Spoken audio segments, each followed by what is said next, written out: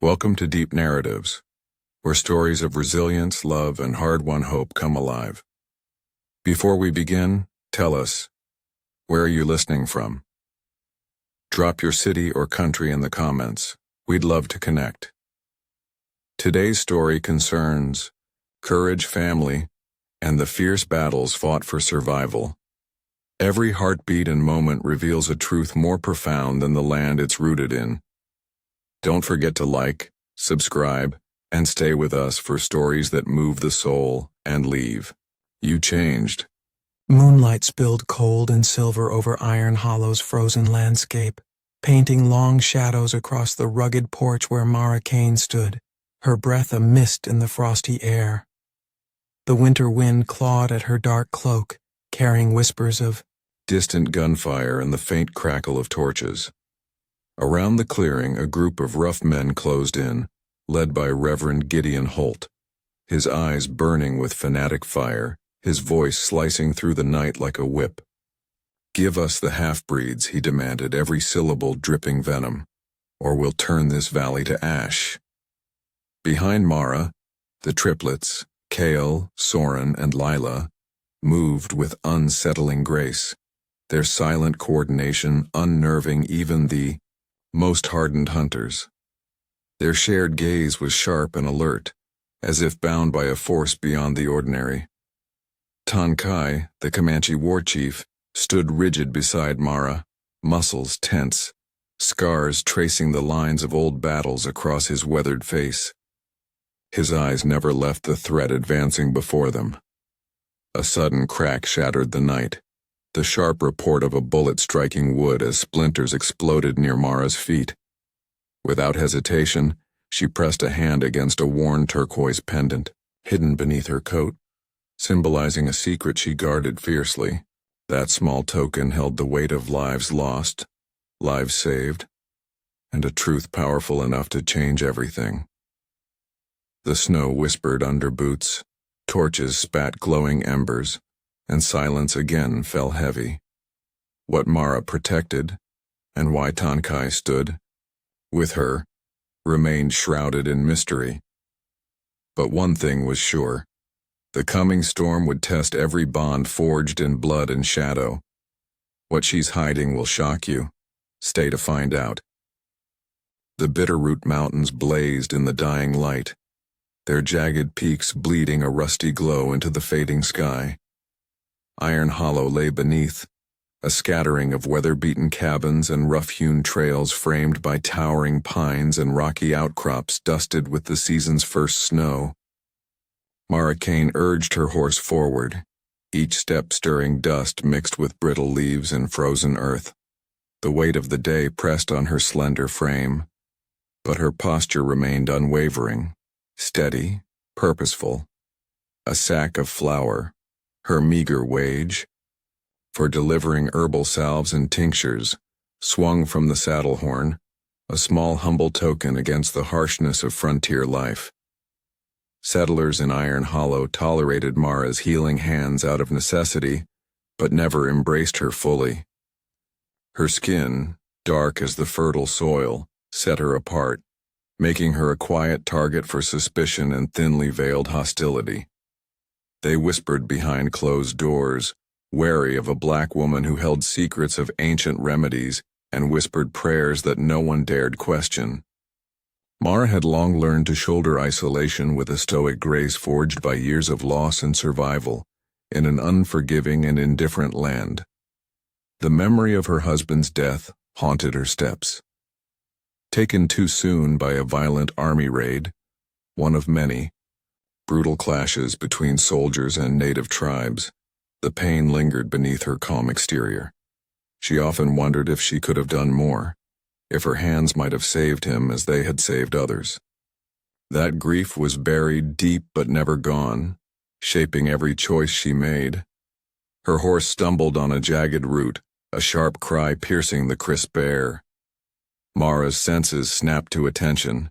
The sound was fragile but urgent, a newborn's wail, raw and desperate, cutting through the stillness like a plaintive song. She slowed her mount, scanning the rugged terrain until her eyes caught movement near a ravine's edge, where shadows deepened beneath twisted branches and jagged rocks. Dismounting, Mara approached cautiously, the scent of damp earth mingling with something more bitter, smoke, blood, and cold death. There, lying in a shallow hollow, was the broken body of a Comanche woman, her skin pale against the dark soil, eyes closed in eternal silence. Her braided hair, woven with tiny feathers and beads, lay scattered, a silent testament to the life, extinguished too soon. Around her, heavy army bootprints churned and scarred the earth, deep impressions that told a story of pursuit and violence. Mara's heart clenched. This was not a random tragedy, but the cruel aftermath of a raid, a brutal reminder of the conflicts tearing through the land. Nestled close to the fallen woman were 3 infants, no more than hours old, their tiny limbs trembling from hunger and cold. They clung weakly to a tattered blanket, threadbare and stained, which offered scant protection against the biting chill. Their faces, delicate and pale, were streaked with dirt and tears, yet something fierce and unyielding flickered in their eyes, a silent plea for survival. Mara knelt beside them, breath hitching in her chest. Every instinct urged caution. The frontier laws were precise and merciless. Harboring native children was forbidden, punishable by imprisonment or worse. Yet these fragile lives, born of a people hunted and broken, stirred a fierce compassion within her. She saw in them echoes of her loss, of pain that transcended skin and blood. With steady hands she gathered the triplets one by one, feeling their faint warmth against her palms. Their cries mingled into a fragile but persistent chorus, like the last ember of a dying fire. As she wrapped them securely in her coat, her fingers brushed against a small object tucked into the mother's worn satchel, a turquoise pendant, its surface smooth and gleaming with a quiet light. The stone held symbols etched with delicate precision, stars arranged in patterns that whispered ancient prayers and celestial guidance. Mara recognized the craftsmanship from stories told by the Comanche elders she had met during rare trading days. This pendant was more than jewelry. It was a talisman, a link to a lost heritage and a mother's love. Naming the infants felt like the first breath of a new beginning. Kyle, strong and protective, his tiny fists already curled in defiance against the cold. Soren, keen-eyed and alert, watching the world with silent wisdom.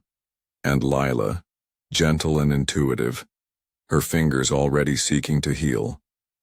Each name was a vow, a promise that they would not be forgotten, that their lives would carry meaning beyond the tragedy that birthed them. Mara's journey back to her cabin was slow and cautious, every sound amplified in the evening stillness. The wind swept through the pines, howling like a grieving widow mourning those lost to time and violence.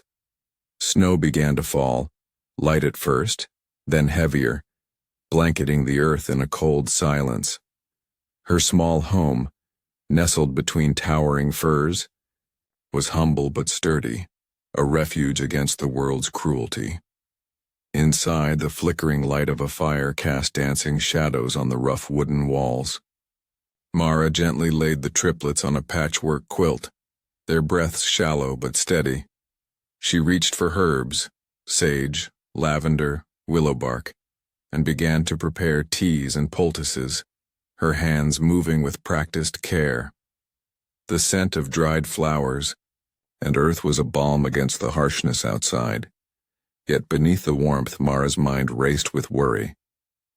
Iron Hollow was no place for secrets, especially those tied to dangerous bloodlines. The settlers' eyes were sharp, their tongues sharper. Reverend Gideon Holt's sermons branded mixed blood an abomination, fueling whispers that spread like wildfire through the town. Mara knew it would take more than herbs to protect these children. It would take cunning, courage, and a shield forged from love and defiance. Her heart tightened with every step of the path she had chosen. How could she hide the triplets from a world that viewed them as threats? What dangers lurked in the shadows, waiting to tear apart the fragile family she was building? The valley's beauty was a mask for a brutal reality, where prejudice ran as deep as the rivers, and survival demanded sacrifices that no one spoke aloud. Mara stared into the flickering flames, the turquoise pendant resting heavy against her chest.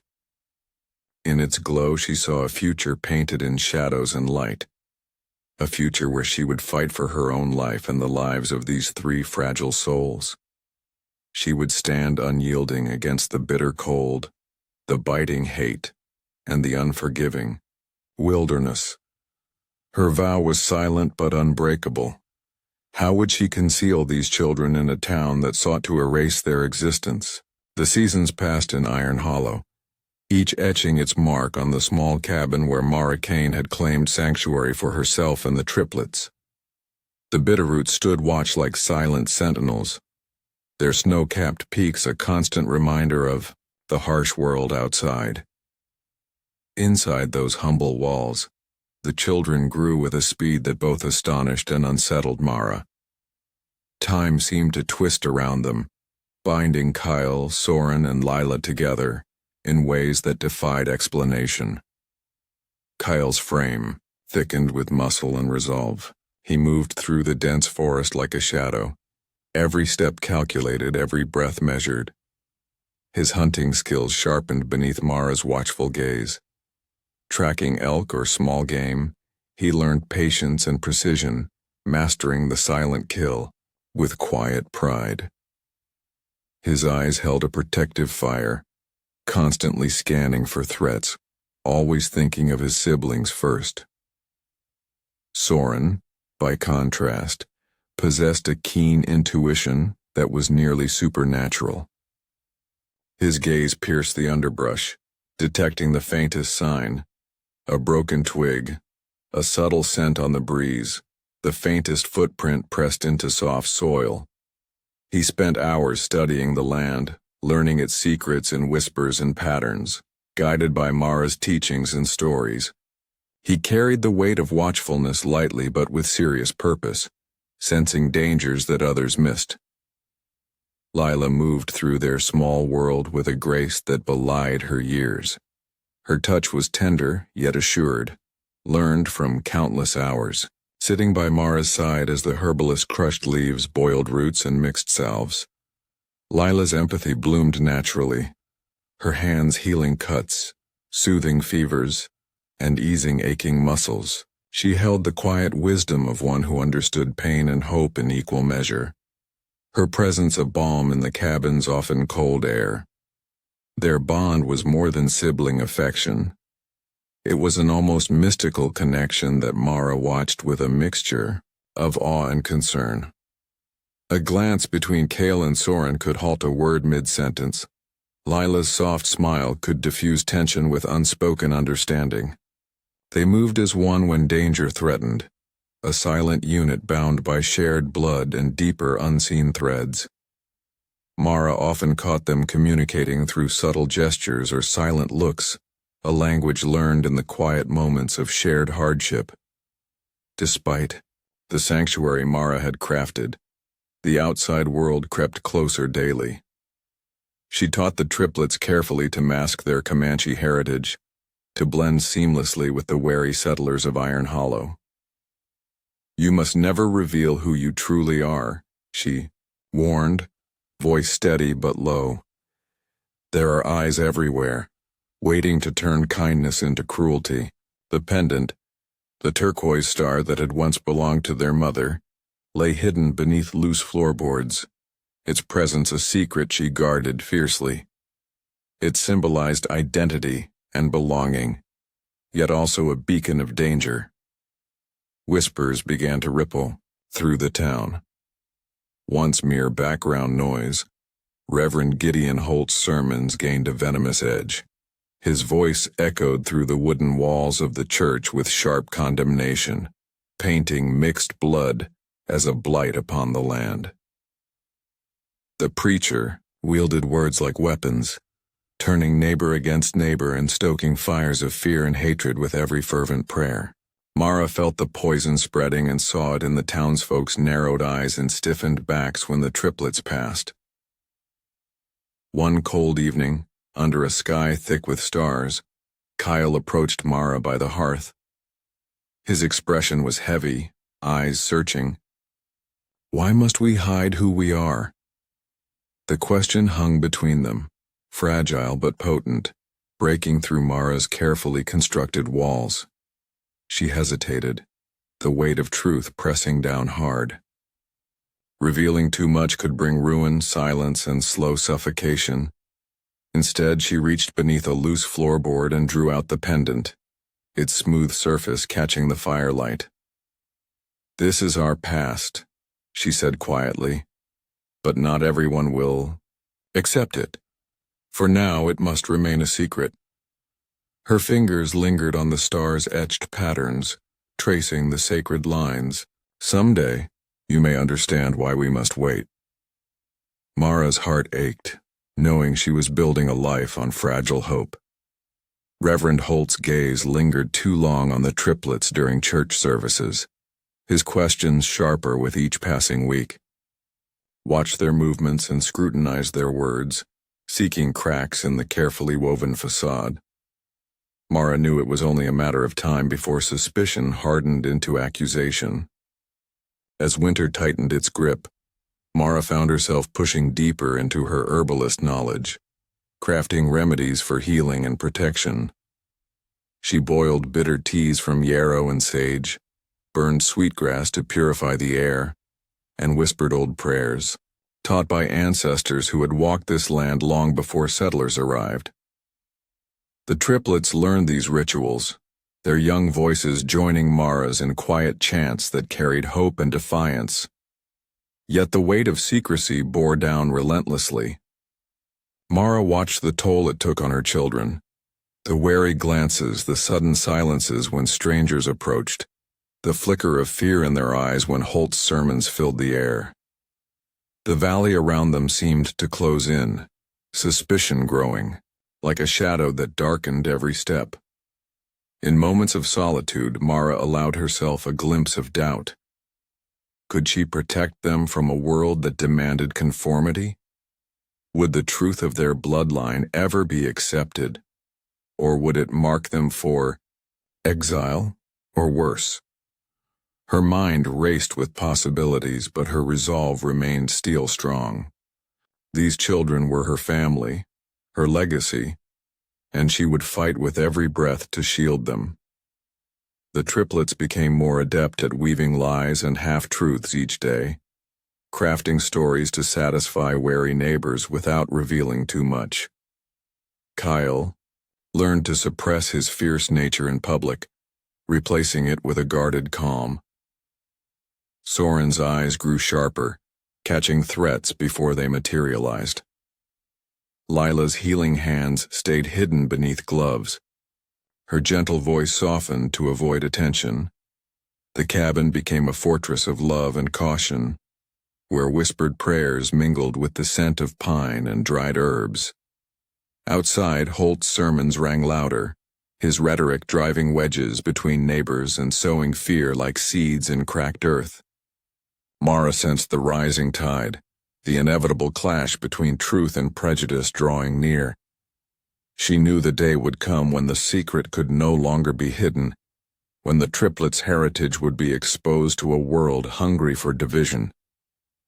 Until then, Mara guarded them fiercely, a black widow weaving protection through roots and rituals, shadows and silence.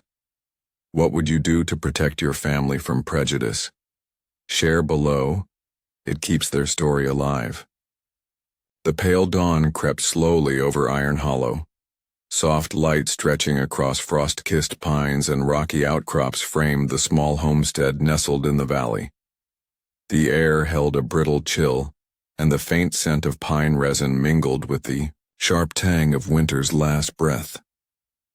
Soren perched silently on a jagged boulder, muscles taut as he scanned the tree line bordering the clearing.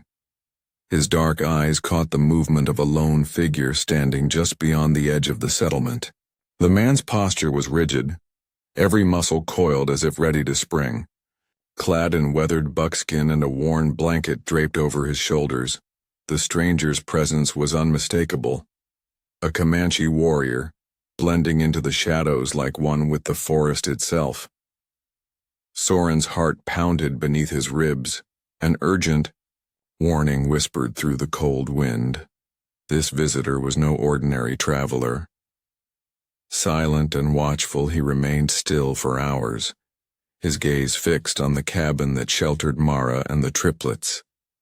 The boy instinctively knew that the warrior's intent was tied to deeper struggles. Shadows cast long across land and heart. Days passed in uneasy silence. The triplets moved cautiously, eyes sharp and senses alert to every sound that stirred the quiet woods. One afternoon, as the sun dipped low behind the mountains, Lila wandered near the creek that traced a narrow ribbon of silver through the valley. Her keen eyes caught a sudden movement beneath a thicket. There, half hidden by brittle branches, lay the warrior, blood seeping from deep wounds that stained his clothing and pooled slowly in the creek's icy shallows. His chest rose and fell in shallow gasps. Each breath labored as crimson mixed with the snow beneath him. The sight twisted Lila's heart, stirring a fierce protective instinct that had grown alongside her siblings. Despite Mara's warnings, never to trust outsiders, especially those marked by vengeance, the children knew the man's pain mirrored their losses.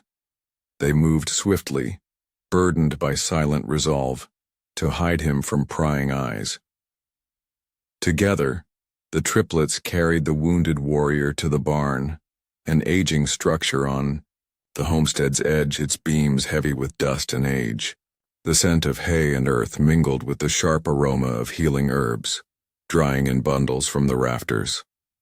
Cale took position at the entrance, his stance rigid and unyielding, eyes like flint, ready to confront any threat. Soren gathered kindling, coaxing a small fire that flickered and danced against the darkened wood, casting long shadows that played across the stranger's gaunt features. Lila knelt beside him, her hands gentle as she cleaned the dirt and dried blood from ragged cuts, applying poultices with a whispered prayer taught by Mara, an invocation of strength and protection. When Mara returned, exhaustion lining her face, her breath caught in her throat at the sight before her. The figure hidden in the shadows was not just any man but Kai, the Comanche war chief, whose name was spoken in fearful whispers across the territories. His scars told stories of battles fought and lives lost. His gaze held the storm of grief and rage that had forged his fearsome reputation. Wanted posters had circulated through army camps and settler towns, marking him as a relentless hunter, a man driven by fierce vengeance that burned like wildfire. Mara's mind reeled, torn between the instinct to protect the fragile peace she had built and the undeniable truth reflected in Kai's haunted eyes. This stranger was a living storm, a force shaped by trauma and bound to a path carved in blood. His presence was a beacon to the violence lurking beyond their sanctuaries, fragile borders. As days slipped into nights, the tension around the homestead thickened like fog. Army patrols, uneasy with the simmering unrest in Iron Hollow, intensified their presence. The war chief's arrival did not go unnoticed. Soldiers' boots echoed, louder on forest trails. Their wary glances lingered longer near Mara's cabin. Each patrol carried the risk of discovery, the threat of exposure that could shatter the fragile world Mara fought to preserve. Mara spent long hours by the barn, watching the firelight flicker over Kai's worn face. Though still shallow, his breathing had grown steadier, and beneath the scars lay a fierce spirit refusing to be broken. When their eyes met, Mara glimpsed the weight of loss he bore. The ghosts of a family torn apart, the silent cries for justice that drove him onward. Trust was a scarce and costly currency in Iron Hollow, yet Mara sensed that survival demanded it now more than ever.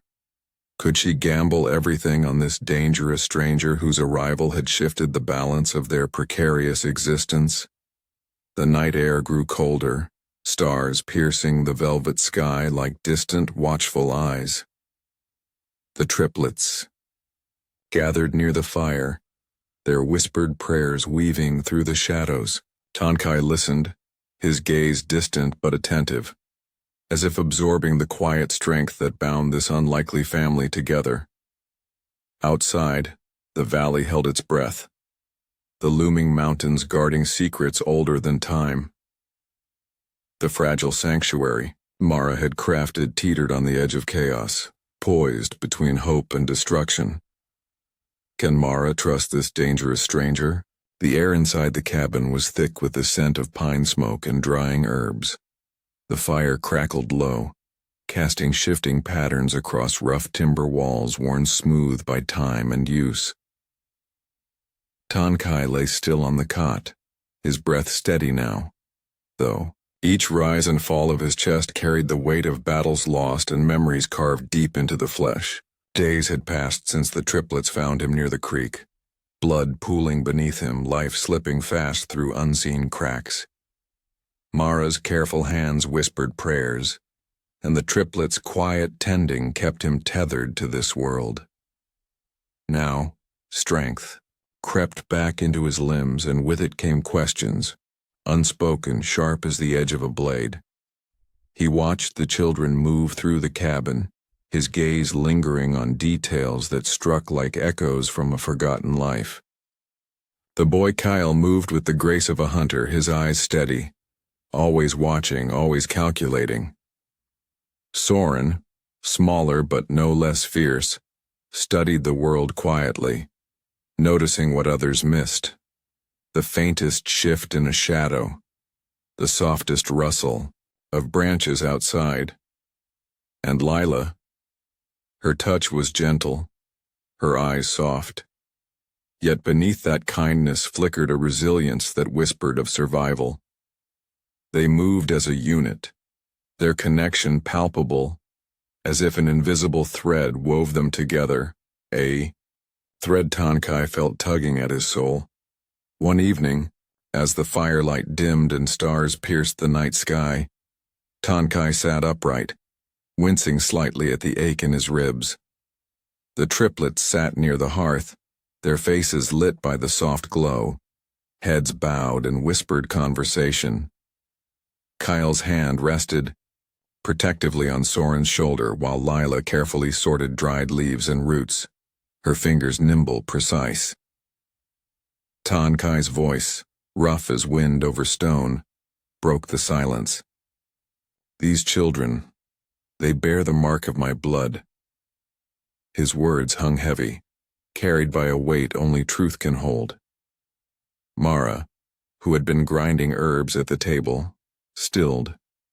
Her hands, steady even in crisis, trembled ever so slightly as she looked, up her dark eyes meeting his.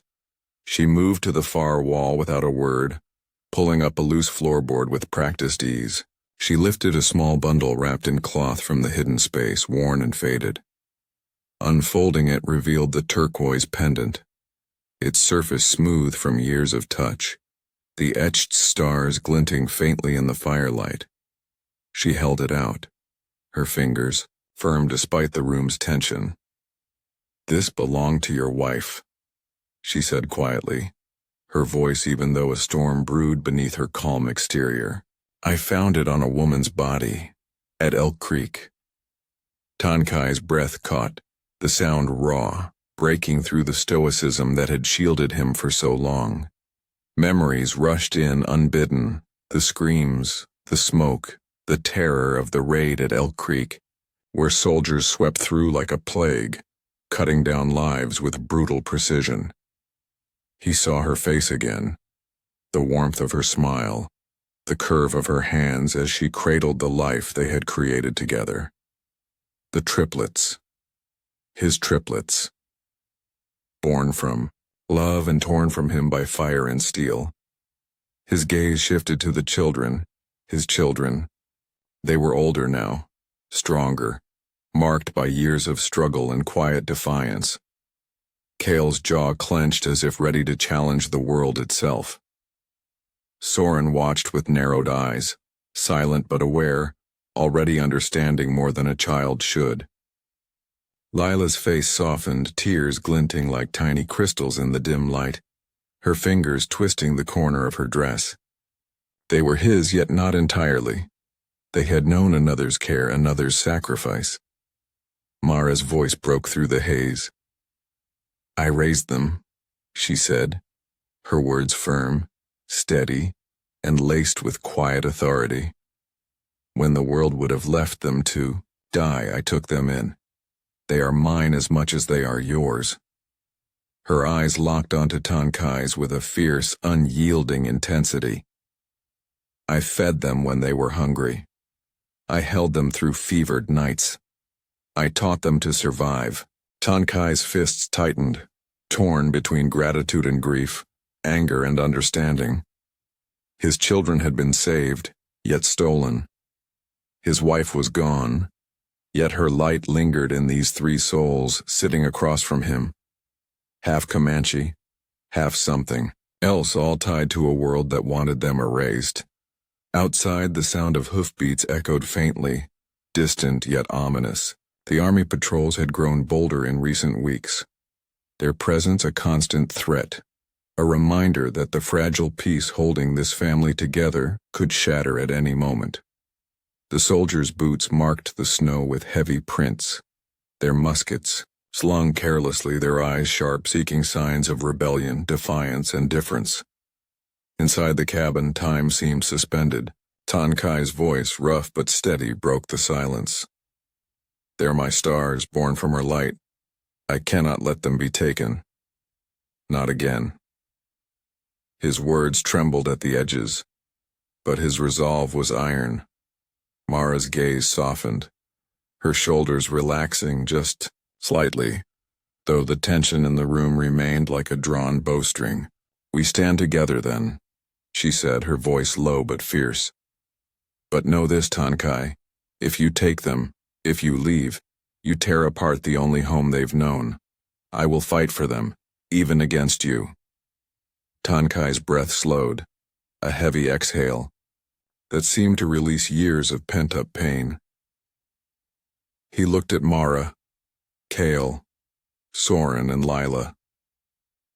At that moment, the firelight reflected in his eyes not just as heat, but as something brighter. Recognition, connection, perhaps even the faintest flicker of hope. Outside, the night deepened, the wind whispering through the pines, carrying with it the scent of snow and smoke, of unwritten futures. The question lingered unspoken, wrapping itself around the room's fragile peace. Would Tonkai stay to fight for the family fate had torn apart? Or would he reclaim his children and walk a path paved in vengeance, leaving behind the fragile bond that had formed in blood, pain, and the stubborn refusal to let go?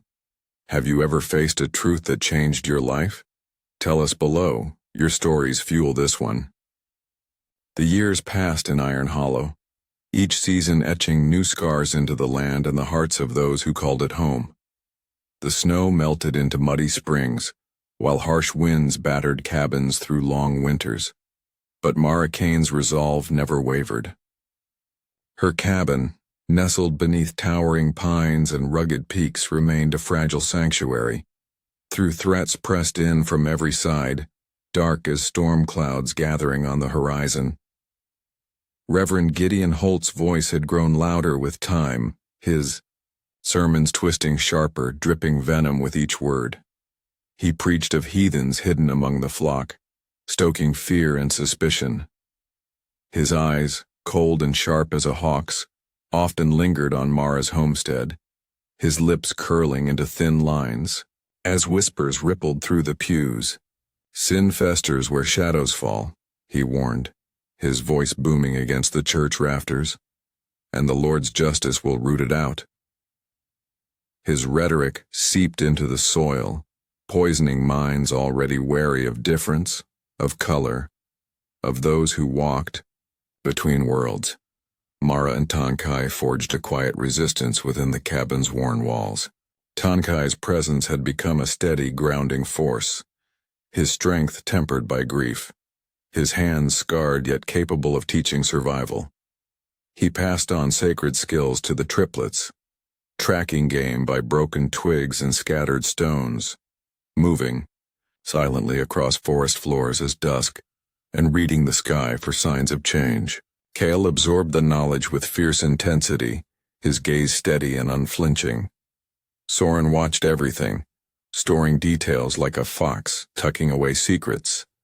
Lila, though softer in demeanor, listened to Tonkai's stories of stars and ancestors with quiet reverence, her fingers tracing symbols in the dirt as he spoke. Their bond deepened through shared understanding, unspoken but strong, woven by threads of loss and hope. Yet the weight of survival hung heavy, and the triplets learned to move cautiously, hide their Comanche roots beneath practiced smiles and lowered eyes when passing through town. The valley, however, stirred with more than whispers. One evening, while gathering firewood near Holt's church, Soren overheard a hushed conversation that sent a chill down his spine. Hidden behind stacked crates, he strained to catch every word. Holt, speaking to a group of stern-faced men, laid out a plan laced with greed and malice. The valley holds copper, gentlemen, wealth enough to reshape Iron Hollow. We'll claim it for God's work, purging sin. His voice oozed conviction, a serpent's promise coiling in the dark. Once the widow's refugee is exposed, the rest will fall like dominoes. Soren's heart hammered as he realized the weight of the scheme. Holt's crusade wasn't just against Mara, it was a plan to seize the entire valley, driving out families who didn't fit his vision of purity and silencing voices that challenged his authority. The boy slipped away unnoticed, his footsteps light as falling leaves, the weight of revelation pressing on his small shoulders. Back at the cabin, Soren relayed what he heard, words spilling in a hurried whisper. Mara listened, her face tightening, a spark of fury flickering behind her composed exterior. Tonkai's expression darkened, his jaw set, and his breathing slow and measured. The triplets sat close, eyes wide, fear and resolve mixing in their young faces. Mara and Tonkai exchanged a long, silent look, an understanding forged without words. They knew the time for hiding had passed. Defenses must be built, plans laid, and hearts steeled for the storm ahead. The copper veins Holt sought ran deep, but so did the roots of family and the fierce love that bound them. In the days that followed, the cabin transformed into a quiet fortress. Tonkai taught Kale how to set snares and watch for tracks of men and games. Soren learned to read smoke signals on the horizon to spot patterns in patrol movements. Lila prepared herbal poultices with Mara, filling jars with salves for burns, cuts, and poison. They practiced speaking in soft tones, moving without sound, keeping their eyes sharp and ears tuned to the faintest creak of approaching boots. Yet, beneath the readiness, the threat loomed. Holt's sermons grew darker, his words dripping venom, like sap from a wounded tree. He spoke of divine cleansing, of reclaiming land for the righteous, his voice rising in righteous fury. The Lord's hand will strike where evil hides, he thundered, his shadow stretching across Iron Hollow like a spreading stain. Outside, the land waited, tense with the weight of impending conflict. The pines swayed in the cold wind, the creek whispered its endless song, and the mountains loomed, silent witnesses to the struggles of small, stubborn lives clinging to fragile peace. Mara and Tonkai prepared inside the cabin, their trust growing not from ease but from necessity, from the shared knowledge that survival meant standing together against a world eager to tear them apart. The triplets, caught between two cultures, two legacies, felt the tension in every glance, every breath, every moment spent in the uneasy calm before the storm. The question settled in the still air like smoke from the hearth, hanging heavy over their heads. Can they protect the homestead from Holt's schemes? The wind howled through Iron Hollow like a restless spirit, carrying whispers of coming change. Snow drifted in soft sheets, swirling over the valley where settlers' cabins and Comanche lodges stood side by side in a fragile, unspoken truce. Smoke from hearth fires mingled in the air, twisting skyward, symbolizing lives intertwined despite generations of blood and fear. The once isolated homestead had become a gathering place, a crossroads where lines drawn by history blurred beneath necessity. Sarah Dunn, the widow with sun-leathered skin and calloused hands, stood in the clearing, her voice cutting through the cold. "We cannot let Holt carve this valley into pieces," she declared, her tone sharp, defiant. Settlers shifted uncomfortably, eyes darting toward the horizon where trouble brewed. They had known Mara as a healer, a quiet presence on the edge of town, but now they saw her as something more, an anchor, a shield against the darkness creeping closer with every sermon Holt spat from his pulpit. Tonkai's figure loomed near, the fire, his silhouette framed by the flickering flames, eyes narrowed with purpose. Around him, Comanche families gathered, their faces marked by hardship and quiet strength. Older men sat in a circle, murmuring in their native tongue while women watched children play near the wagons. The triplets moved between both groups, bridging languages and translating words that once held only fear into shared understanding. Kale spoke with settlers, explaining Tonkai's intentions with measured conviction. His voice, low and steady, carried weight beyond his years. Soren tracked the movements of Holt's men, his keen eyes spotting signs of scouts on distant ridges. Lila sat beside women from both worlds, teaching the younger children songs that wove English and Comanche into a single melody, her laughter mingling with theirs in the thin air. Captain Elias Ward arrived as the sun dipped low, casting long shadows across the snow-dusted clearing. His stiff and formal uniform seemed out of place in the rough landscape. Lines of regret etched deep into his face as he approached Mara and Tonkai, hat in hand, voice gravelly with guilt. "Holt's hired guns are moving," he warned, glancing toward the mountains. "They aim to strike before the thaw, seize the land under the guise of law, but it's greed, plain and simple." Tonkai's jaw tightened, his gaze steady, the weight of decision pressing heavy. His voice was low but firm, carrying the resonance of a man who had lost too much to walk away. "I will not leave. These are my children. This is their home." The words, spoken without flourish, landed with the weight of a stone dropped into still water, rippling outward. Mara's eyes darkened, her breath catching in her chest. The triplets turned toward her, sensing the shift. Her voice, soft yet fierce, rose above the murmurs. "My husband fought for a country that betrayed him," she said, her hands gripping the edges of her shawl. "He was a buffalo soldier, sent to chase the same people you now call neighbors. When he refused to burn their homes, when he laid down his rifle and said no more, they shot him in the back." Her voice wavered, but her gaze burned steady. "I will not let this valley become another grave." A heavy silence settled, broken only by the fire's crackle and the wind's distant howl. The settlers glanced at each other, faces tight with fear and uncertainty. Yet within their hesitation bloomed a fragile seed of resolve. They had seen Holt's greed and felt the weight of his sermons turning neighbor against neighbor. They looked at the triplets, Kale's unwavering stance, Soren's sharp eyes, Lila's gentle smile, and saw not threats but bridges. Tankai stepped forward, his gaze sweeping across the gathered faces. We stand together, or we fall divided. The land is not Holt's to take. It is not yours or mine alone. It is where our children grow, where our dead rest. We will defend it, side by side. Around him lodges rose beside settler wagons, smoke from fires mingling in the twilight air.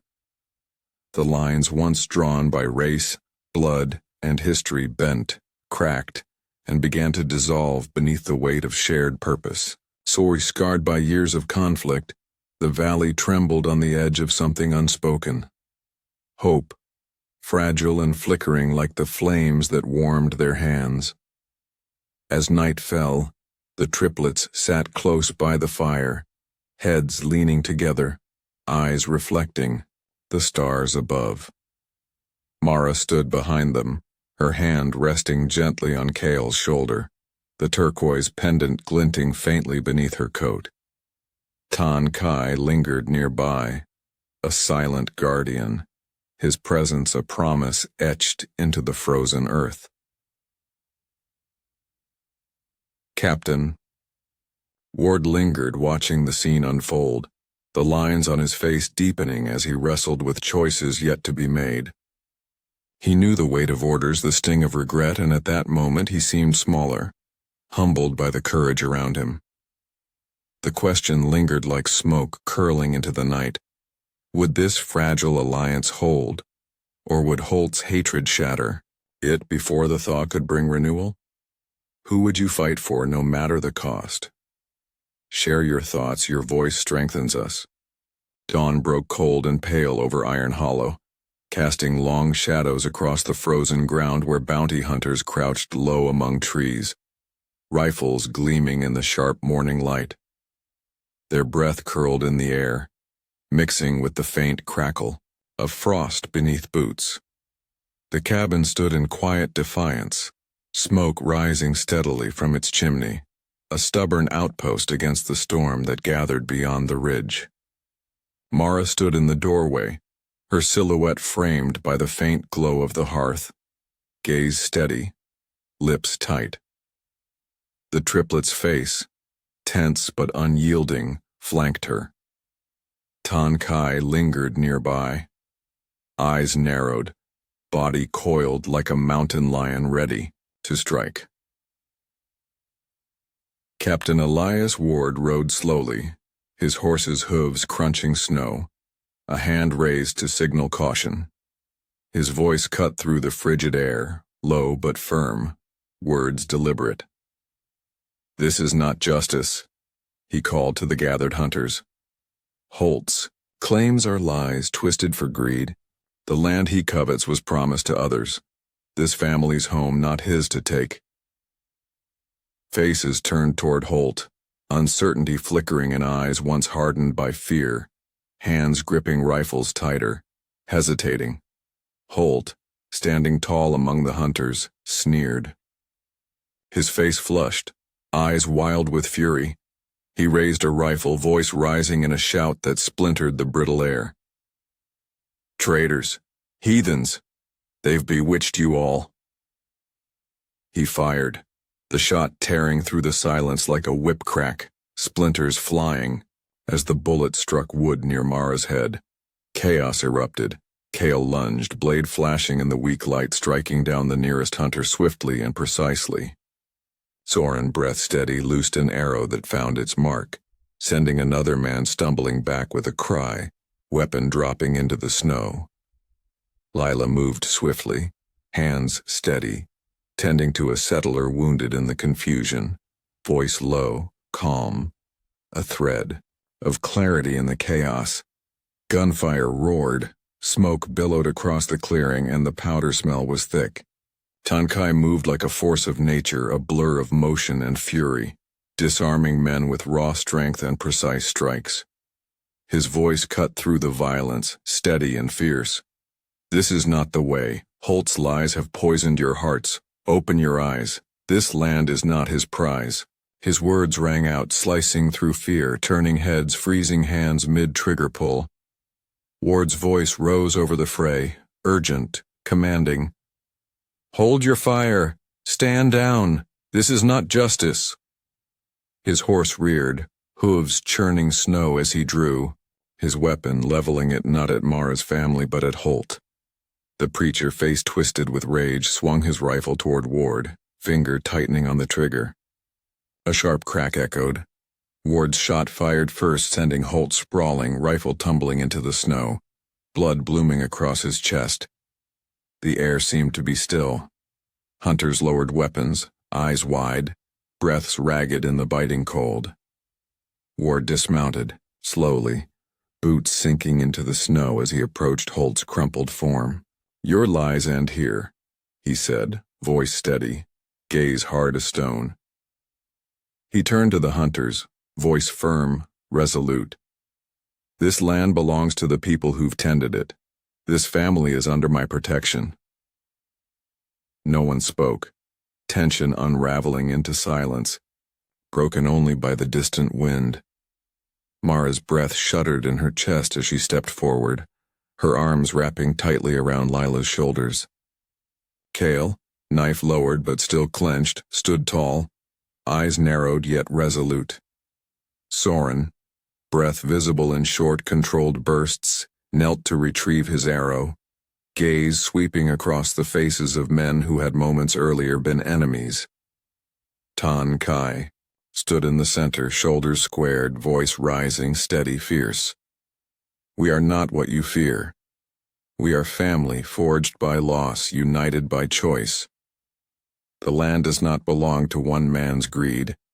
It belongs to those who care for it, bleed for it, and teach their children its worth." The men who had followed Holt stood in uneasy silence, weapons lowering inch by inch, uncertainty flickering across faces hardened by years of conflict. A few glanced toward the triplets, eyes lingering on Lila's steady hands, Kyle's protective stance and Soren's quiet intensity, seeing not enemies but children shaped by hardship and resilience.